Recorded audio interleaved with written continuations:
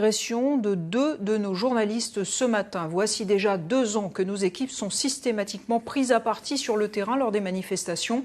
Insultes, menaces de mort, incendie de l'un de nos véhicules, vol de matériel et aujourd'hui, un nouveau cap a été franchi. Notre équipe couvrait la manifestation anti-obligation vaccinale des soignants devant la clinique Saint-Paul lorsqu'un individu a frappé notre rédacteur Maurice Violton des coups de poing au visage. Avec nous, Guillaume Fraissinet, délégué syndical CSA-CGT Martinique. Bonjour. Bonjour Cécile. Alors tout d'abord, merci d'être là. La première question, bien sûr, c'est votre réaction. Alors Cécile, vous imaginez bien que les collègues concernés sont choqués. Je voudrais rappeler en préambule certains détails importants dans le cadre de notre profession. Nous exerçons une profession particulière. Nous exerçons une profession qui demande qui exige de nous une certaine impartialité. Au sein même de notre établissement, il existe plusieurs courants de pensée, mais j'aimerais rappeler qu'un journaliste, quand il est sur le terrain, met de côté ses convictions propres et exerce sa profession de manière impartiale. Et le fait tous les jours. Et le fait tous les jours, et s'efforce de le faire tous les jours. Vous conviendrez que l'exercice est parfois compliqué, mais nous nous efforçons de le faire tous les jours.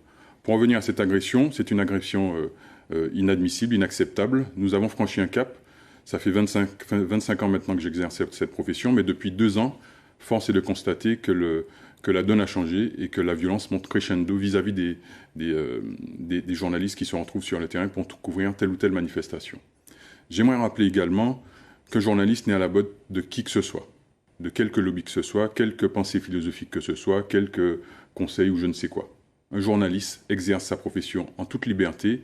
Il n'a pas à subir de pression de qui que ce soit dans l'exercice de sa profession. Ni de la rue, ni du haut, et on le prouve tous les jours. Il faut noter, Guillaume, donc notre collègue, il a pris des coups de poing dans le visage, il a la lèvre fendue. Il faut noter quand même que les soignants qui étaient sur place n'étaient pas, et les syndicalistes d'ailleurs, n'étaient pas partie prenante de cette agression, au contraire. Oui, le détail est important, parce qu'on ne voudrait pas qu'il y ait un amalgame qui soit fait entre les manifestants qui exerçaient le droit de manifester, et puis cette personne qui a fait irruption dans la foule et qui s'est mis à agresser le collègue ou les collègues sur le terrain. Voilà, il faut que les choses soient très claires. Heureusement, sur le terrain, nous avons aussi affaire à des gens sensés qui comprennent notre métier. Nous continuons sur le terrain à essayer d'expliquer. J'invite d'ailleurs les gens à se rapprocher de nous quand nous sommes sur le terrain. C'est avec beaucoup de plaisir que nous expliquerons comment nous travaillons, quelles sont les difficultés de notre profession, mais ça n'a aucun intérêt d'aller d'en arriver à ces extrêmes-là. Ça ne fait que, comment dirais-je, compliquer les choses qui sont déjà compliquées depuis un certain temps. Voilà, et difficile avec cette crise sanitaire. Merci beaucoup. Je voudrais préciser une dernière chose, Cécile, si vous me le permettez. Ce type d'agression n'empêchera pas les journalistes de Martinique Première et les autres salariés de Martinique Première d'exercer leur métier.